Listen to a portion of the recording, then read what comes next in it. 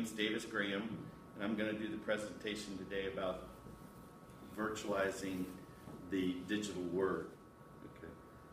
So virtualizing the digital word is something that we really haven't thought about, especially as the iPhone has become more and more prevalent. But it is something that can be a game changer to anybody, and I'm just going to show you how it works. So, our minds are wonderfully built. They process 4 times more information than I'm actually speaking to you. So while I'm speaking to you, you can think of grocery list and things along those lines. But what we really haven't done is harness that. And now with the smartphone, it has harnessed that. And it's easy to capture. The way to understand it is when you're like listening to a podcast. I'm going to show you how you can actually understand the printed word or the spoken word 4 times faster, or at least 2 times faster. So this is a podcast that is done by Focus on the Family, and the lady's basically talking about how she fixes her meals a month in advance. And so I'm going to play it at the normal speed, and I'll let you kind of get an idea. Now, when your mind starts to wander is when you realize that, hey, it's going too slow. So here we go. Yes, Mary Beth. I'm delighted to be here. I have fond memories of dinner time conversations and fun at our house, but I think you're right. So now I'm going to speed it up to 1.5. I think you're right. There's a lot of angst about Hey, there is, John. Mary Beth, before we talk about cooking, let's talk about why we cook. Sure. Food, it's interesting that God wired us the way he did, isn't it? That he created hunger in us so that we have this need to get together, cooperate, and to eat. So she's a very fast talker, so when she comes in, you're going to realize that, hey, it's a little bit fast, but you're getting the concept. Be together. Yes, and then food is so often associated with people gathering together, whether it's a family meal or you want to get together with friends, you go out to coffee, you go out for dinner, you have them into your home. It's just a real connecting place as well. So she's just saying that food creates connectivity. And so let's take that, now that you got the idea that you can actually listen at a speed. So you're listening to her probably right around 400 to 450 words a minute, because she's a pretty quick speaker. But on average, people talk between 124 to 200 words a minute.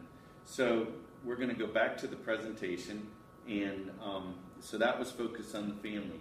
Now, when you think about your iPhone or your iPad, there's a section that a lot of people don't turn on, and it's in general settings. So I'm just going to walk you through that.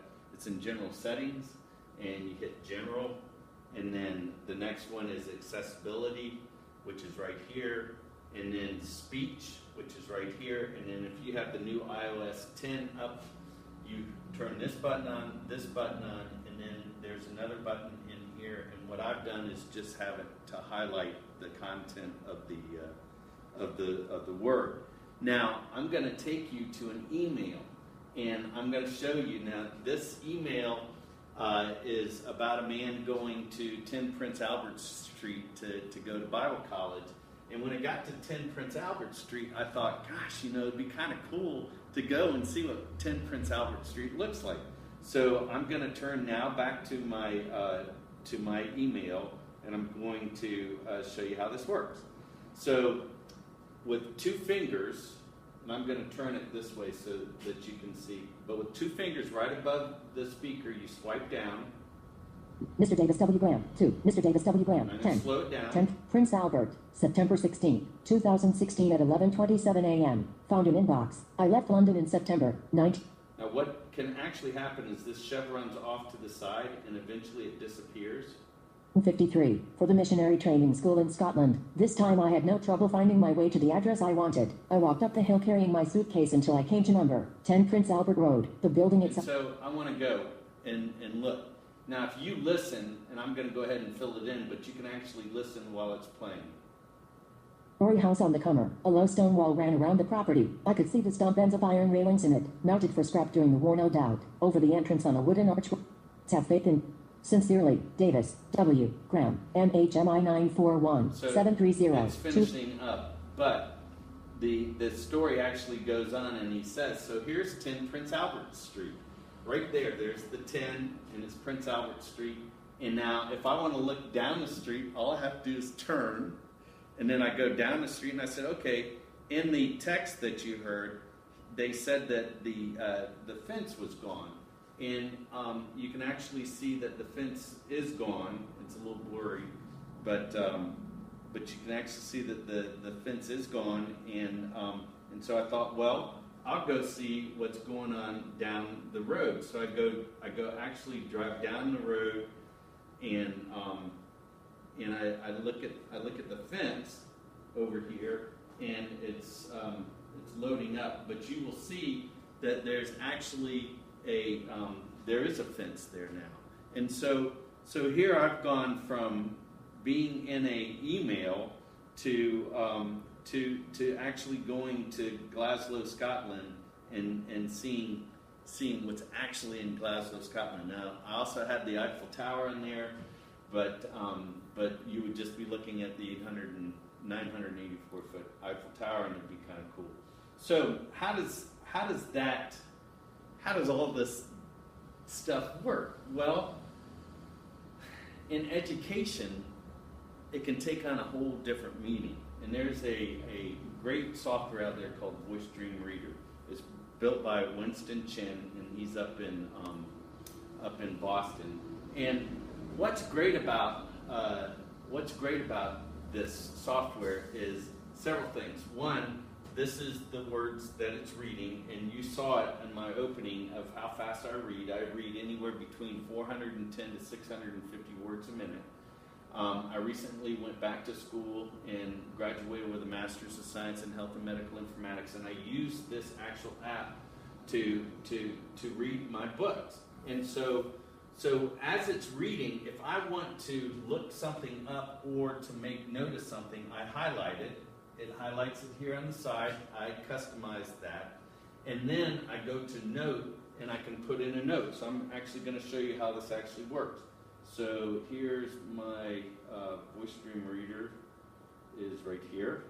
And so I'm just, what this whole text is about after the Big Bang, what actually happened was nobody really knows what happened to the universe. That's walking on the tabletop. The view from it. And so you can slow it down. So I'm going to slow it down to a level that you all can understand. And so it's at 415 words a minute. Indeed look like the view from every other. Far from the table's edge. Even so, complete uniformity is not hard to restore. So they're talking about the universe and how it expanded after the Big Bang. And it gets down to this section where it says that there's a way to describe The it. top has this property, but this is a perfectly sensible geometrical space called a two-dimensional torque. So they said that it's a sensible geometrical space of a thing called a two-dimensional torus. Now, I was like, what's a two-dimensional torus? And so now all you have to do is you just highlight two-dimensional torus, which I don't know what it means, and then let me see here. So I go and I define it. So I press define, there's no definition. So I go search the web. So this is it. So a two-dimensional torus, it's going to show you. It's going to ball this up, and then it's going to blow it out. So this is the Big Bang, and then it blows it out. Well, they don't know actually what happened after that. So you go down and you look at the geometry of it, and so it's going to pull up a video loop of that, and then you find out that there's actually a ring torus, then there's a horn torus, and then there's a spiral torus, I think was the first one.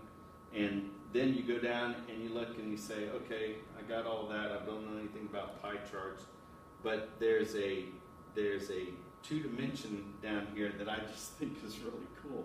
And it just made me help me understand that a two-dimensional torus means that it's in 2 dimensions, but it also changes. And if you notice these stripes here, they're horizontal now, and now they're going to go to zebra stripes. And when it goes back the other way, so they're really saying, they're giving like a big space as to where this has gone. They don't know. Is it going out? Is it going down around and then curving back up, or is it going this way? So here, for the first time, I went from a 3 words, 2-dimensional torus to understanding of what a torus is, and this is virtualizing the digital word. So, what's it mean? It means a lot. There's a population out there that is in our society that has dyslexia, and of which I am one of those people that have dyslexia. And the application, I'm severely dyslexic. I read at 69 words a minute, and to get my 100% comprehension. But now with the Voice Dream Reader, I'm reading 400 to 650 words a minute. But I'm part of the population that has been through these statistics that I'm getting ready to show you, and the statistics say that 35% of high schoolers never graduate, and 50%. So this is noticeability. This is Dean. He has put this thing, but 35% of students don't graduate. 50% are in juvenile detention. 60% of adolescents that are in alcohol rehab, drug rehab, have dyslexia. Now, there's a whole other side. And those are the diamonds that are in the dark. And now I'm one of the diamonds that's in the light. And 35% of entrepreneurs in this country, the United States, have dyslexia. 40% of self-made millionaires in this country have dyslexia. And 50% of all NASA employees are dyslexic. And there's not a rumor, but it's the truth that they call it the MIT disease. So it's a whole uncapped resource of putting these wonderful gifted minds from being in the dark to being in the light. And that's the application of this Voice Dream Reader. So I just finished reading Mindset that was mentioned here at Spark, at one of the Spark Growth events. And in there, the woman was talking about how she wanted to break the world record, her record in swimming in open water. And so she had a team of experts, and this is quoted because it was arranged differently, but she had a team of 105 guys that were around her as she was swimming, and some of the divers were looking for sharks, and I thought, shoot, if I was gonna break a record for swimming, I would get into fresh water. That way, I would take out at least one of my distractions, because I guarantee you, one of those divers touched her while she was swimming, and the energy it took out of her. I'm saying the same with the dyslexic students in this country. As long as you keep trying to teach them how to read, you're constantly reminding them of that they're a failure, and they'll never be able to read. I'm saying, take the shark out of the water by putting in text-to-speech and virtualize the digital word. So, this is something I hope nobody sees. This is what I went through, and because I was one of the, not one of the 35%. I graduated from high school, but I went to college, and this is a letter telling me that after transferring from Westminster College to University of the South, that I was academically suspended. So my shark in the water were these letters. I knew they were coming.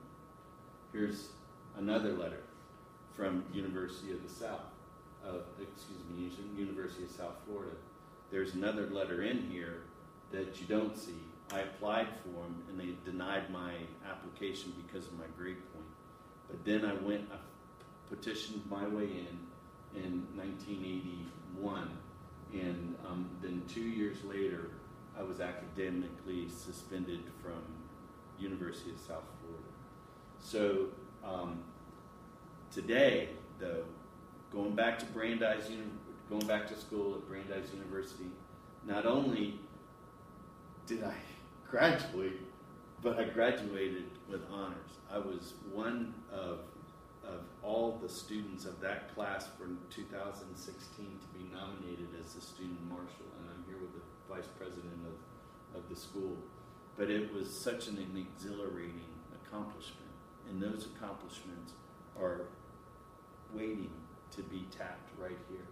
And so it was just a wonderful experience. So I took the shark out of my waters, graduated with a Master's of Science in Health and Medical Informatics at Brandeis. There is another tool out there that I use. I use it mainly when I go to talks or conferences. It's called XMind. And so, yes, you can map my mind. And here, which is really neat, you can take, right here is the slides of this actual talk, and then you can you can map your mind. So here's the central topic, and then from that you can do different hyperlinks if you want. You can put them in. You can prioritize. You can make little notes, and it's just a wonderful mapping tool. But it is something that is truly helpful in virtualizing the digital word. I want to thank you for being here today, and I want to thank Norm and Sarah and Stan and Microsoft for sponsoring this event.